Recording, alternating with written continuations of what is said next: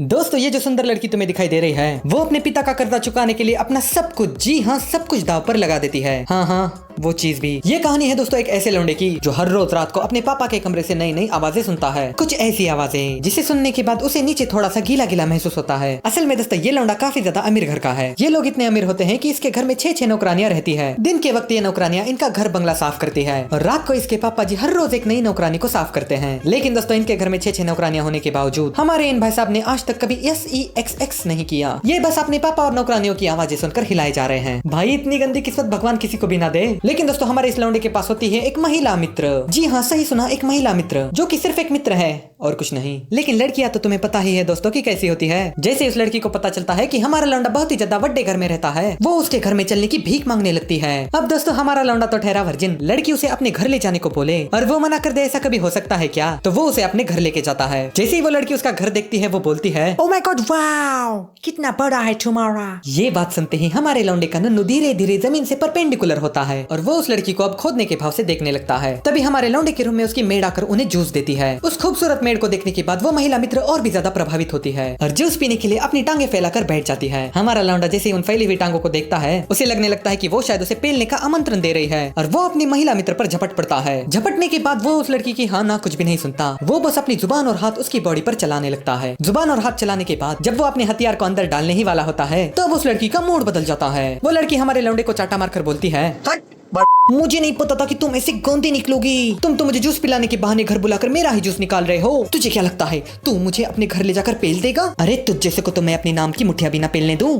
बड़े आए मुझे पेलने वाली। ऐसा बोलकर वो लड़की हमारे लौंडे का आत्मविश्वास और सेल्फ रिस्पेक्ट की मां बहन करके वहाँ से चली जाती है। उस घर की मेड ये सारा तमाशा अपनी आंखों के सामने देखने के बाद सोचती है कि अरे छी छी छी क्या बाप बेटा है ये। इसका बाप मेरी टांगे छोड़ने को तैयार नहीं और ये लौंडा मेरी पकड़ने को तैयार नहीं। इसके अगले दिन हमें दिखता है कि हमारा लौंडा मुट्ठी मार के अपने स्कूल को हंसता हुआ जा रहा होता है। तभी उसे रास्ते में एक बहुत ही ज्यादा संस्कारी, बहुत ही ज्यादा सुंदर लड़की दिखाई देती है। उस सुंदर लड़की को देखने के बाद हिलाने के बाद फिर से उसका परपेंडिकुलर होता है और ऊपर से हमारे भाई की किस्मत तो देखो। वो लड़की हमारे लौंडे से मूतने वाली जगह के बारे में पूछती है और हमारा लौंडा से हंसी खुशी उस जगह के बारे में बता देता है। मगर उसकी ये हंसी खुशी ज्यादा टाइम तक नहीं चलने वाली, वो जल्दी ही गायब होती है। क्योंकि जब वो अपने घर जाता है तब उसके पप्पा जी उसकी घर की नई मेड से उसे मिलाते हैं और वो नई मेड और कोई नहीं बल्कि वही रास्ते पर मिली हुई सुंदर सी लड़की है। अब देखो हमारा लौंडा तो जानता है कि उसका डैडी कितना भोपड़ी वाला है। वो जानता है कि उसका डैडी हर नौकरानी की टांगों के बीच से लाल पानी निकालकर उन्हें बोलो जुबा केसरी बोलने को कहता है और रात को ऐसा ही होता है। हमारे लौंडे का पापा उस लड़की को अपने सामने खड़ा करके उसे कपड़े निकालने को बोलता है। पहले तो वो लड़की मना करने लगती है मगर 2 झापड़ खाने के बाद उस लड़की को अपने बाप का कर्जा याद आता है। उस लौंडे का बाप बोलता है, तेरे बाप का कर्जा ऐसे ही नहीं उतरने वाला, उस कर्जे को चुकाने के लिए तुझे अपना खून बहाना पड़ेगा। और दोस्तों ऐसा ही होता है। उस लड़की का खून वहाँ पर बहने लगता है। वो गरीब लड़की चीखने चिल्लाने लगती है, अपने बॉस से भीख मांगने लगती है कि नहीं ऐसा मत करो। मगर उस हिलती हुई कमर को कोई रोक नहीं पाता और ये सारा नजारा हमारा लौंडा दूर से देख रहा होता है। पिछली रात को ये सब कुछ देखने के बाद हमारे लौंडे को उस लड़की की फिक्र होने लगती है क्योंकि हर रात को उसका बाप उस लौंडिया को रुला रहा होता है। इसी दया के भाव के कारण वो लौंडा धीरे धीरे उससे प्यार करने लगता है। लेकिन दोस्तों अपनी पसंदीदा औरत को हर रोज अपने डैडी के द्वारा पेलता हुआ देख उसके सब्र का बांध टूटता जाता है। इसी वजह से एक दिन जब वो लड़की हमारे लौंडे को खाना देने आती है वो उस लड़की को बोलता है कि वो उससे एक स्पेशल फेवर चाहता है। फेवर वाली बात सुनते ही लड़की को पता चलता है कि ये भाई साहब पेलने की बात कर रहे हैं और वो वहाँ से खिसकने की कोशिश करती है मगर नहीं, हमारा लौंडा उसका नाजुक सा हाथ पकड़ लेता है और अपने बाप के ऊपर वाला गुस्सा बाहर निकालने के लिए वो उस लड़की के कपड़े निकालने लगता है। वो लड़की बोलती है नहीं रुक जाओ, मगर वो लौंडा बोलता है आखिर क्यों मैं रुकूं? मेरे दिल में तुम्हारे लिए सिर्फ हवस ही नहीं बल्कि प्यार भी है। वो लड़की बोलती है नहीं तुम बात को नहीं समझ रहे, मेरा शरीर अब गंदा हो चुका है।